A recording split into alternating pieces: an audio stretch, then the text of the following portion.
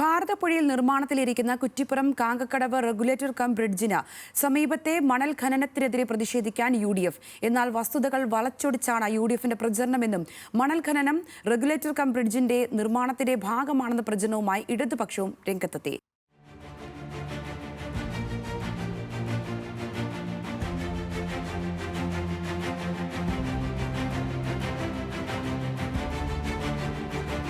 കുറ്റിപ്പുറം കാങ്കപ്പുഴയുടെ പുതിയൊരു പാലം പദ്ധതിയോടെ വരികയാണ്. ഈ പ്രദേശത്ത് 2 കിലോമീറ്റർ ചുറ്റളവിൽ 3 മീറ്റർ ആഴത്തിൽ ഒരു സ്വകാര്യ കമ്പനിക്ക് മണലെടുക്കാൻ അനുമതി കൊടുത്തതായിട്ട് അറിയാൻ കഴിഞ്ഞു.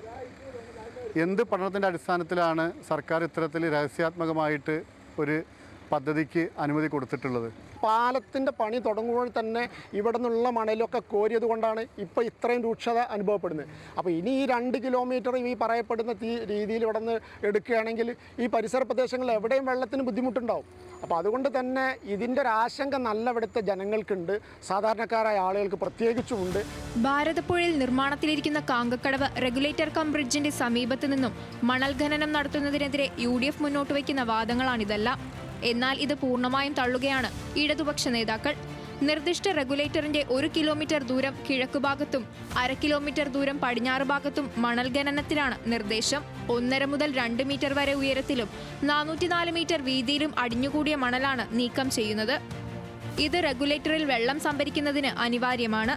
റെഗുലേറ്ററിൽ വെള്ളം സംഭരിക്കുമ്പോൾ പ്രദേശത്ത് എങ്ങനെ ജലക്ഷാമം ഉണ്ടാകുമെന്നും ഇടതു നേതാക്കൾ ചോദിക്കുന്നു.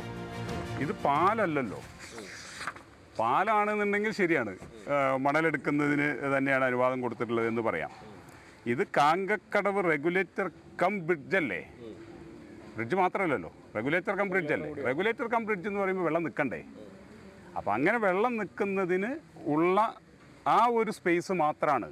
ഇപ്പോൾ തന്നെ കുറ്റിപ്പുറത്തുകാർ ഏറ്റവും കൂടുതൽ പ്രയാസം അനുഭവിക്കുന്ന ഒരു കാര്യം കുടിവെള്ളമാണ്. ആ കുടിവെള്ളത്തിൻ്റെ പ്രശ്നം ശാശ്വതമായി പരിഹരിക്കുന്നതിനിടെ ഈ ജലസംഭരണി വന്നാൽ അല്ലെങ്കിൽ ഈ റെഗുലേറ്റർ വന്നാൽ പരിഹരിക്കപ്പെടുമെന്നുള്ളതാണ് കുറ്റിപ്പുറത്തുകാർ ഇപ്പോൾ വിശ്വസിച്ചുകൊണ്ടിരിക്കുന്നത്. അനുവദിച്ച ദൂരപരിധിക്കപ്പുറത്ത് മണൽ ഖനനം നടത്താൻ അനുവദിക്കില്ല.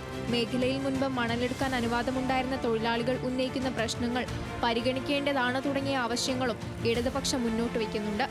വസ്തുതകൾ മറച്ചുവെച്ചുള്ള രാഷ്ട്രീയ പ്രതിഷേധങ്ങൾക്കെതിരെ പ്രചരണം തുടങ്ങാനും ഇടതുപക്ഷം തീരുമാനിച്ചിരിക്കുകയാണ്. ഈ വർഷം അവസാനത്തോടെ പ്രവർത്തനം തുടങ്ങാൻ കഴിയുന്ന വിധത്തിലാണ് കാങ്കക്കടവ് റെഗുലേറ്റർ കം ബ്രിഡ്ജിന്റെ നിർമ്മാണം പുരോഗമിക്കുന്നത്.